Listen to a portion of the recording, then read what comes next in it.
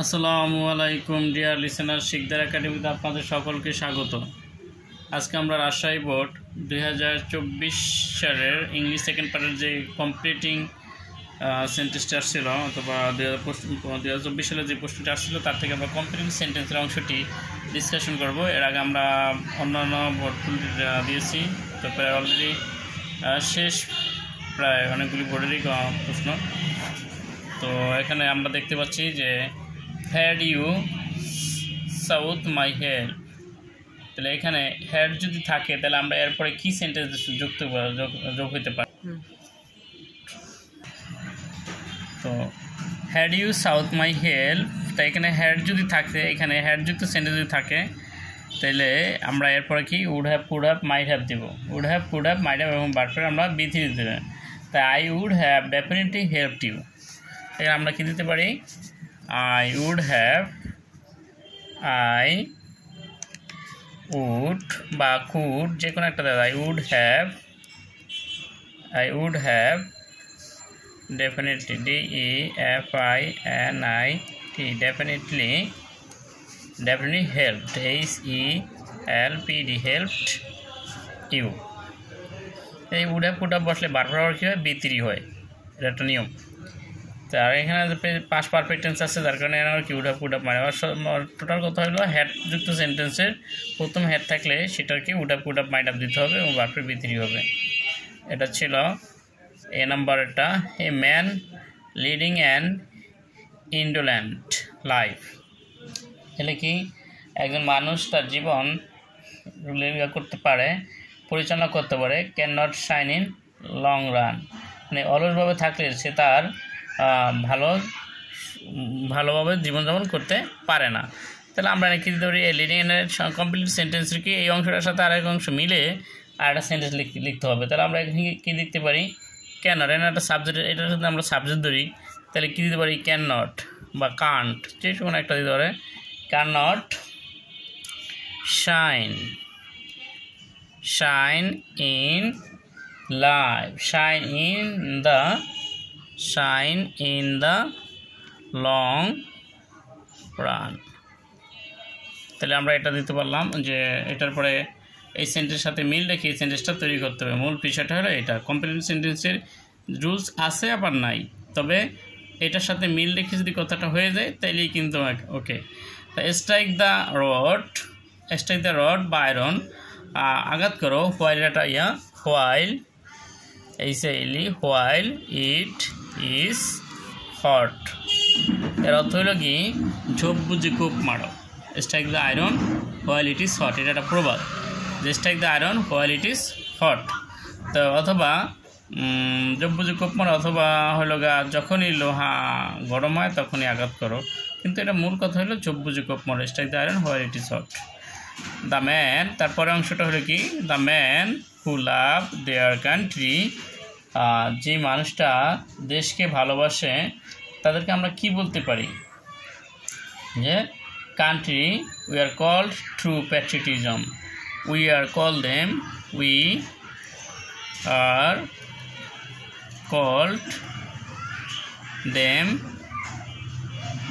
True, সত্যিকারে কি দেশপ্রেমিক তাদেরকে আমরা বলতে পারি, we are call them patriotism. তাহলে কি প্যাট্রিয়টিজম বলতে পারি আমরা। প্যাট্রিয়টিজম শব্দটা হতে কি PATRIO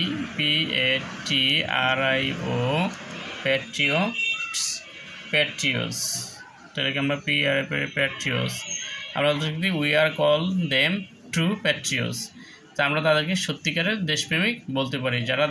যে মানুষ দেশকে ভালোবাসে, দেশের জন্য কাজ করে, তাদেরকে আমরা সত্যিকারের দেশপ্রেমিক বলতে পারি। তাহলে এটা ছাড়া অনেক কিছু আরও লেখা যেতে, the man who love their country he is a great man, সেটাও বলতে পারি। আবার be punctual in your studies, তোমার পড়ায় তুমি মানে আন্তরিকতা সময় নিষ্ঠাবান হও বা নিয়মিত হও, এরকম বোঝাচ্ছে। তাহলে এখানে আমরা কি দিতে পারি এরপরে, বি পাঞ্চুয়াল, তাহলে এখানে আমরা দিতে পারি যে বি পাঞ্চুয়াল, তো এখানে দেওয়া যেতে পারে কী দেওয়া যেতে পারে যে উই প্রিভেন্ট দিস ক্রাইম বা গুড রেজাল্ট, অথবা if you wanted to be good result, if you want to shine in life. যেখানে এটার সাথে মিল রেখে আরেকটা দিতে পারে যে be punctual in your study if দিতে পারি if you want shine in life. তুমি যদি জীবনে উন্নতি করতে চাও তাহলে কি তুমি কী হও, মানে পাঞ্চুয়াল হও বা সময়নিষ্ঠবান হও। If you want shine in life, যদি তুমি চাও। তাহলে আমরা এরপরে অংশটা দেখব। তো আমার এই ভিডিওতে চ্যানেলে অনেকগুলি আইসিটির অনেক বিষয় রয়েছে, সকল বোর্ডের কোশ্চেনগুলো সলিউশন করা রয়েছে এবং অন্যান্য গ্রামার পার্টগুলো রয়েছে এবং সকল বোর্ডের রিয়ার অ্যান্সার রয়েছে। তো আশা করি যদি আমার এই চ্যানেলটি দেখে তাহলে যাদের গ্রামার সমস্যা আছে ইনশাল্লাহ সেগুলি কেটে যাবে ইনশাল্লাহ। আর বাকি যে গ্রামারগুলো আছে সকল বোর্ডের এবং অন্যান্য যে বিষয়গুলো আছে সবগুলোই আপলোড করা হবে আগামীতে বেঁচে থাকলে। তো ভিডিওটি ভালো লাগলে লাইক, কমেন্টস আর সাবস্ক্রাইব করি আমরা। তো পরেরটা আমরা দেখি যে food adulteration is a crime, যে খাদ্য ভেজাল একটা অপরাধ। It is high time, it is right time. অন্য ভিডিওতে বলছি যে এটা সম্ভব পড়ে টু দিলে ভার্বের প্রেজেন্ট ফর্ম আর উই দিলে সাবজেক্ট কি সাবজেক্ট দিলে এরপরে সেন্টেন্সটা পাস্ট ইনডিফিনিট টেন্স অথবা সাবজেক্টের পরে ভার্ব বসাইতে হবে, সেটা পাস্ট ফর্ম হবে। তো এটা হলো উপযুক্ত সময় টু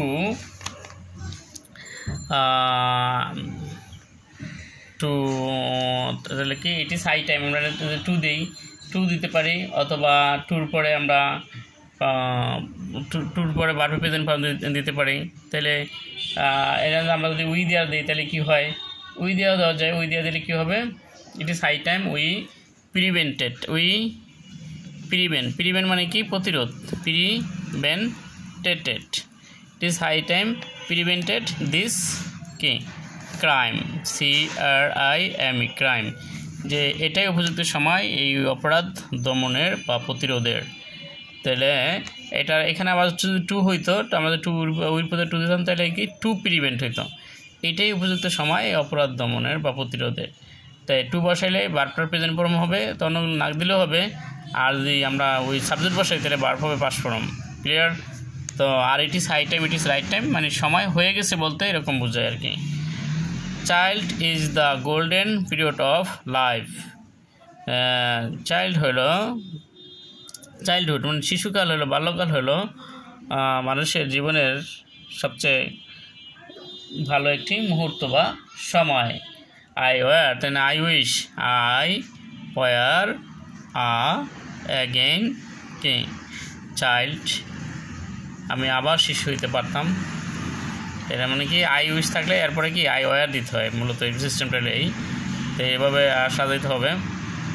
আর এখানে আছে স্কেয়ারসলি হ্যাড, এর একটা আছে scarcely had, hardly had, no sooner had. এগুলো যদি থাকে তাহলে এটার পরে এখানে অংশটা হবে, প্রথম অংশটা পাস্ট পারফেক্ট টেন্সের পরের অংশটা বানাইতে হবে পাস্ট ইনডিফিনিট দিয়ে। তাহলে আমরা scarcely had we got out home দেন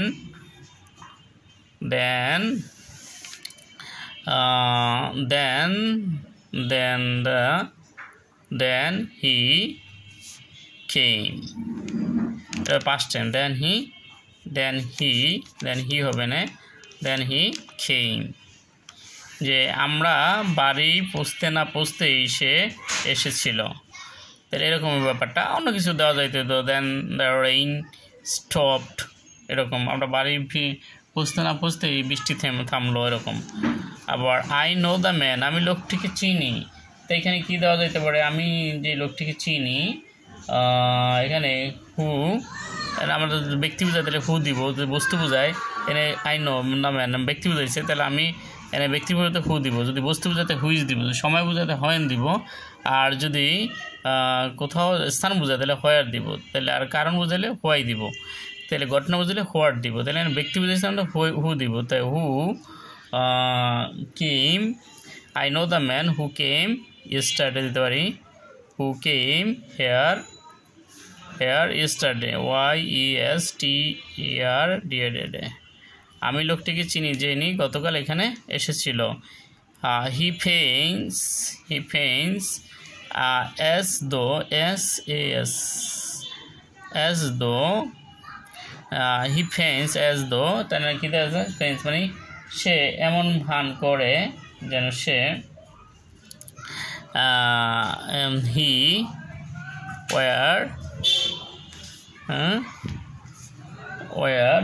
আমরা এনে ওয়ার দিতে পারি, আবার ওয়ার অথবা ওয়ার না দিয়ে আমরা যদি লিখে নিকে হি ফেইন্স হি নিউ এভরিথিং